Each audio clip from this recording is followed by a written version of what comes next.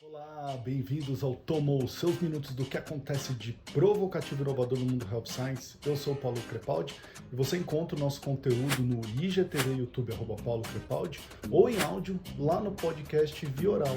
E aí, pessoal, recarregados? Esse pós-feriadinho, foi tudo bem com vocês?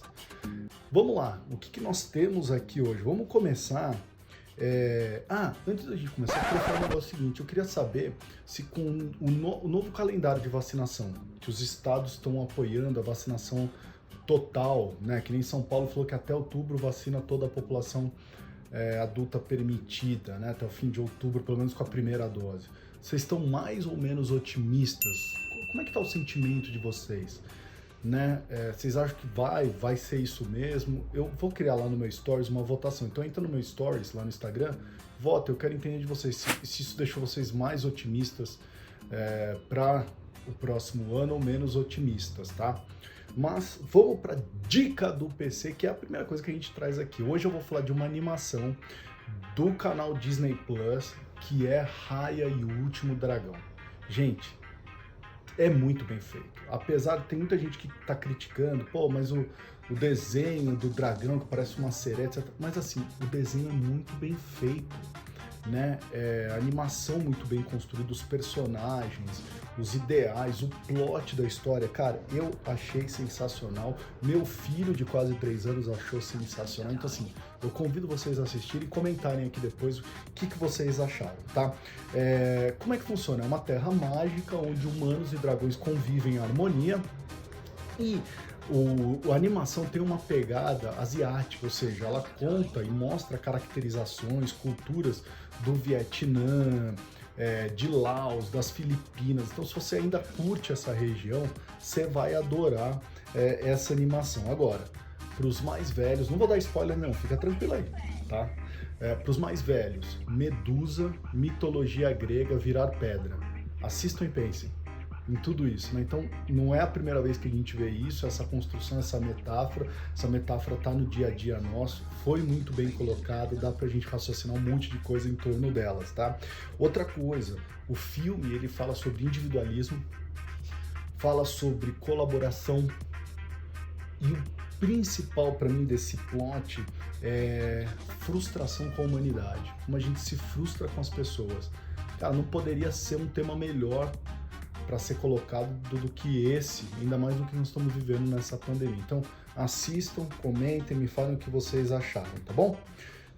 Olha isso, cara, não adianta, gerente de produto, diretor de marketing, se você não assume uma posição com a tua marca, você tá fora do mercado, tá? Isso tá bem sedimentado, a Nike começou deixando isso muito claro lá com Colin Kaepernick, e agora, com essa história da Naomi Osaka, tenista, que falou que a saúde mental dela é muito afetada nas coletivas de imprensa, que as perguntas não fazem ela se sentir bem, e ela desiste do Aberto da França. Tá? Pra vocês terem uma ideia, o tenista que não vai à coletiva de imprensa, que é uma coisa acordada entre os tenistas e os Grand Slams, é que eles são obrigados a pagar uma multa de $15 mil. Tá? Então a Naomi Osaka falou, não vou desistir, não vou participar de coletiva nenhum, tem que pagar a multa. E aí a Nike se posicionou a favor da Naomi e o aplicativo Calm, não sei se vocês têm baixado, Calm é um aplicativo de meditação, ensina você a meditar, olha isso, um aplicativo de meditação que fala de saúde mental, falou assim, eu também apoio a Naomi Osaka e se você atleta não quiser participar de uma coletiva de imprensa em nenhum Grand Slam, nós vamos pagar essa multa de $15 mil. Forte isso, hein? Não é? Olha o posicionamento. Então não adianta, as marcas estão se posicionando e as pessoas esperam isso de você. Você precisa se posicionar. O que me chamou muito a atenção veio lá da América Central, de El Salvador, o presidente, aqui eu anotei, o Nayib Bukele, que é um grande amante do mundo digital, de tecnologias. Ele falou assim, eu vou criar uma legislação para adotar Bitcoin como parte da economia de El Salvador. I believe Bitcoin could be one of these ideas. That is why next week I will send to Congress a bill that will make Bitcoin a legal tender in El Salvador.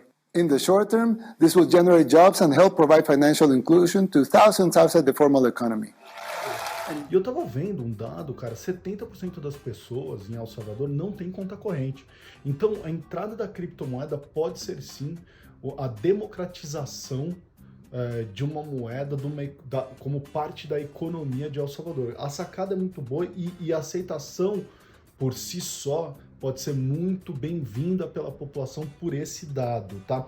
E ainda, esse seria o primeiro país a adotar uma criptomoeda como parte da economia. Então, muito interessante, nós vamos estar de olho para ver como é que isso vai funcionar, mas criptomoeda ganhando muita força, a gente está vendo blockchain entrando demais dentro de diversas áreas e na saúde o blockchain tem um papel muito importante também. Eu vou falar agora da Sermo. Ela fez mais uma pesquisa, ela está fazendo várias pesquisas com profissionais da saúde desde o começo da pandemia, então foram 6 pesquisas, essa é a 6ª. Eu já falei delas em outros vídeos do YouTube, vai lá procurar, na qual eu falei sobre dados de profissionais da saúde, força de vendas, telemedicina, tá? Mas dessa vez ela falou sobre o engajamento da força de vendas, que é um tema que ela sempre pesquisa, e falou dessa vez sobre as fontes de educação. Tá, então, como que o profissional de saúde está se educando, onde que ele busca informação, o que ele gosta ou não gosta. O relatório completo eu vou deixar o link no meu site para você baixar e ler o relatório completo, mas aqui eu vou trazer alguns dos insights que eu gostei e que eu quero destacar para vocês. Primeiro, eu sempre vou falar dos dados globais, tá? A pesquisa foi feita nos Estados Unidos, Japão e Europa. Então, eu sempre vou dar os dados de todo o conjunto global, tá? 46% dos profissionais da saúde acreditam que nos próximos 12 meses a interação com os MSLs devem ser as mesmas da força de venda, ou seja, a quantidade de interação que ele tem com força de venda devia ser equalitária com os MSLs. 19% acreditam que deve ser menos do que as interações que eles possuem com a força de venda. Então, MSLs ganhando grande importância nesse mundo híbrido. Tá, agora que não precisa só simplesmente uma visita presencial, que às vezes toma mais tempo, a agenda do médico, então o híbrido mostra para esses médicos que, poxa, a gente poderia ter a mesma quantidade de interação com o rep com a interação com os MSLs. 1/3 dos médicos dizem que a média de contato com a força de vendas é de 6 interações por ano. Então, olha que interessante, há bastante interação. Então, cada médico recebe 6 vezes aquele mesma força de vendas, ou pelo menos daquele mesmo produto, tá? Será que com o híbrido isso aumenta? A gente consegue ter mais interações com esses médicos? O que você está contando como interações? Será que o e-mail não é uma interação? Como que você agora mensura interação? Não é uma mensagem de WhatsApp, ou seja, um convite para um webinar, como é que isso está sendo mensurado? Mas 6 interações por ano, vamos comparar com o que você está fazendo agora, se isso não aumentou. Ou seja, olha o ganho da visita remota ou das ferramentas digitais para você, força de vendas, tá? E para o marketing. 54% dos profissionais da saúde preferem o modelo híbrido, ou seja, que tem a visita remota, a interação remota e que tem a interação presencial. 54%, mais das metades preferem esse modelo híbrido.